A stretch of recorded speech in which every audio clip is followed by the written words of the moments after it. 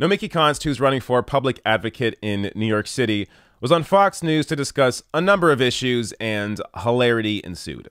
So I'm going to show some clips here, and it's a great time.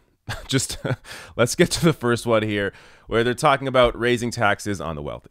New York City, in particular, generates more wealth than anywhere on the planet, yet we have the worst income inequality. And a lot of that comes from the billionaires here who are not paying taxes. Okay, the corporate real estate class. Doesn't this take away and sap the incentive to join that billionaire class, to strive for that, to be the next Oprah, to be the next Bloomberg? Doesn't that deprive you of that initiative? This has to be one of the stupidest arguments that conservatives have for trickle-down economics, for lower taxes for the rich. Oh, doesn't it disincentivize you from becoming a billionaire yourself? At any point, people that are currently rich, when they were in the process of amassing that wealth, did they stop and think, you know what? I know I'm successful now. I know I'm on the path. I'm getting there, but they just raised taxes. I mean, I guess I'll give up now. No point being successful. No point doing what I enjoy doing. No point making more and more money because you know what? I got to pay a little more in taxes. It's so absurd. And even apart from the idea that it would disincentivize people, it's just a completely unrealistic concept.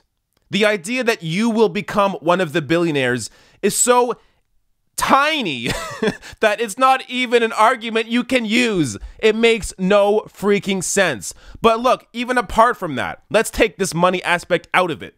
If you are chasing money, if that's what is driving you in your life, in your career, you are going to be incredibly unhappy. None of us should be choosing careers based on money.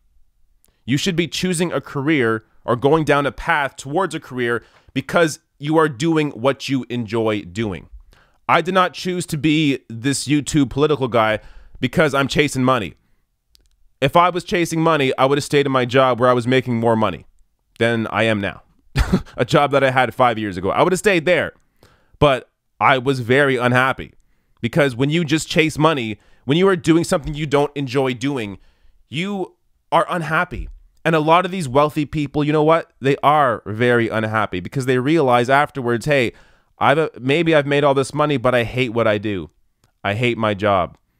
But people, the Fox News kind of audience, and really in a bigger sense, the conservative mindset is sort of designed around this, designed around the idea that money is the end all be all. That, oh, yes, the whole point of life is to make more and more money, and that's all that matters. It's sad, honestly, because you know a lot of these people are incredibly unhappy. So again, money should not be the driving factor in life. We should be looking at society in a way where we need people to at least have a base level of humanity.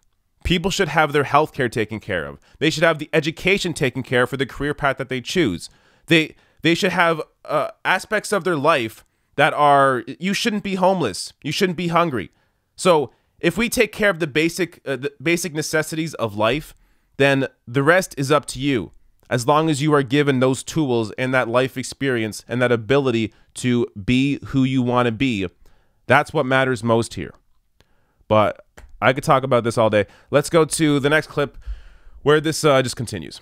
If you took the 70% tax rate that she's proposing and slapped your local taxes on it, you're talking about an 82.7% tax rate. Oh, womp, womp, womp. For the 1% who have had tax breaks, hundreds of trillions of dollars of tax breaks, which have starved our housing, our schools, our infrastructure, our MTA. We're talking about a decrepit city that generates more wealth. And it's because these 0.1% are not paying taxes. We're not talking about they are you paying and me. Taxes.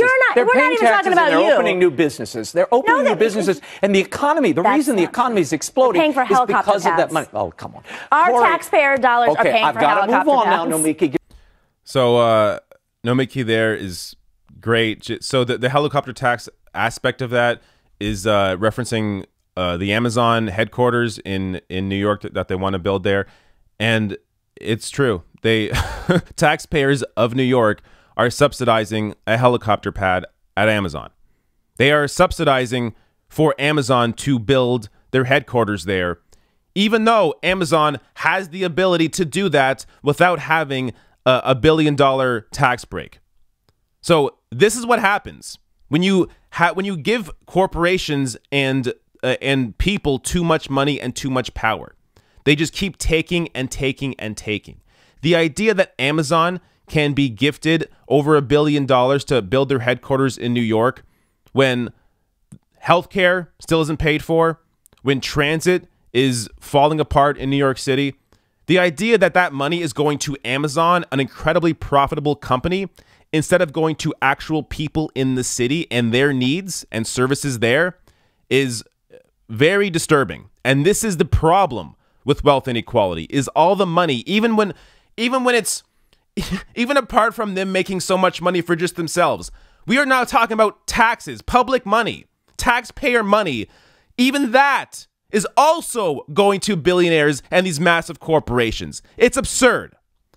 Now, let me get to the next clip here where I think Corey Lewandowski jumps in with some incredible stupidity. Look, there's a long way to go, but what she is advocating for is a tax rate of 83% in California, 84, 85% in New York City, to her close personal friends like Michael Bloomberg, who's created tens of thousands of jobs, right? Because they're the ones who are going to be paying for this. Donald Trump is actually golfed with Michael Bloomberg. I think Michael Bloomberg was at Donald Trump's wedding. Alexandria Ocasio-Cortez lives in my neighborhood in Queens. I don't know what you're talking about, Corey. You live in another universe. She's the one who just said that the rich, the 1%, should pay 70% on top of the 8% sales tax, 8% tax. Oh no, the rich have to pay taxes like us working people so Michael who are making $15 an hour. Bloomberg should pay more. Look, absolutely. So Michael Bloomberg and so what stops those billionaires from paying more right now? There's nothing that prohibits them from paying more right now. They can do that if they want to. Why can't they if they want to? If they're so concerned, they're making money off the backs of working people. I want you both to react to this. You mean like Jeff Bezos does? Yes. Okay, now easy, guys. Like Jeff Bezos does. I mean, Corey Lewandowski and Meghan McCain should start a talk show together because it would be called Dumb and Dumber and be the funniest show of all time. Corey Lewandowski thinks Ocasio-Cortez and Michael Bloomberg are somehow close, that they're somehow friends, that they somehow have anything in common in terms of policy or otherwise. It's so stupid. This is how separated from reality a lot of the conservative media is.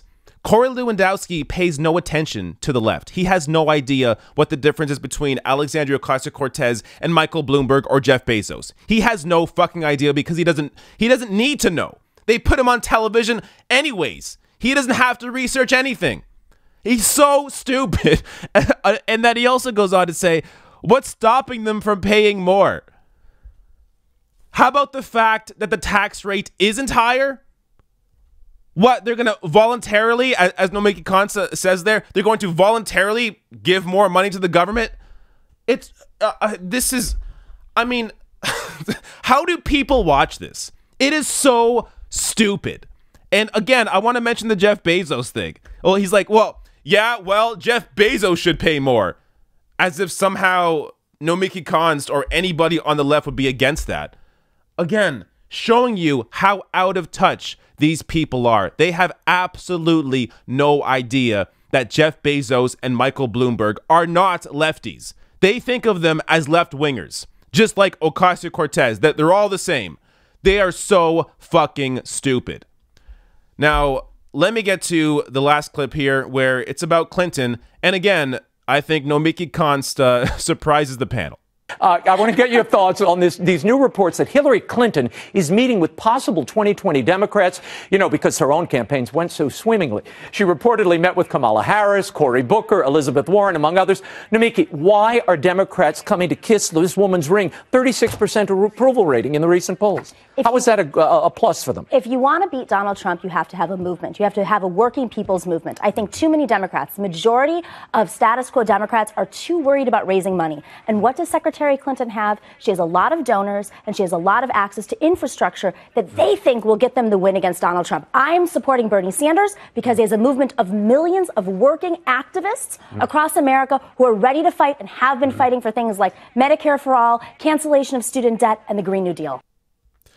So this piece I love because it shows you how unaware Fox News is. Again, the way the question here is framed to Nomiki Konst. How is it a plus for Democrats to have Hillary Clinton support them? That implies that Nomiki Konst is on the side of, yes, it is a plus of for Hillary Clinton to endorse Democrats, but she's not on that side. Again, these people have like this cartoonish view of what the left is. They again think Hillary Clinton, Ocasio-Cortez, Jeff Bezos, Bloomberg. These people have all the same positions.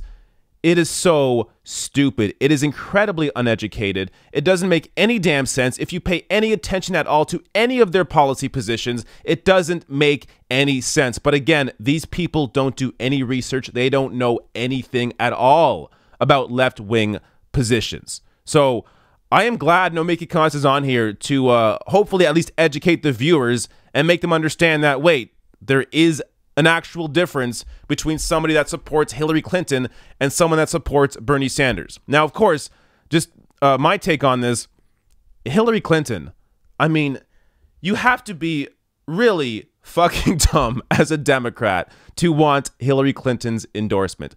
I tweeted out on Twitter that Hillary Clinton, if she wants Trump to lose, she should endorse Trump. That would be the best move she could ever make.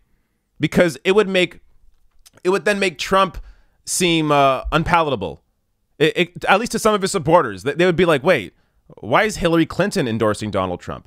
And if she was smart enough, she could even say, oh, Donald Trump, just like me, we're both multimillionaires. I support the guy that's for the rich, just like me. He's going to protect my best interests. She could do a whole thing around it if she was, I was going to say smart, but it is smart. If she's smart, but also doesn't care at all about how the media would take it, because, you know, the media would tear her apart. But it would be an actual real way to affect the election and make Donald Trump less popular if Hillary Clinton came out and supported him. But, I mean, that's fantasy land. That's not going to happen. But again, the idea that Bernie Sanders and Hillary Clinton and Ocasio-Cortez and Jeff Bezos and Bloomberg, that these are all people with all the same ideas. Oh, that's just the left. It's so dumb. It's so uneducated. And I'm at least happy that Fox News has intelligent lefties on like Nomiki Konst, who, by the way, if you're in New York City, I'll have a link to her website below my video. You should support her, join her campaign, donate to her campaign if you can. She would be a fantastic representative for a public advocate in New York City.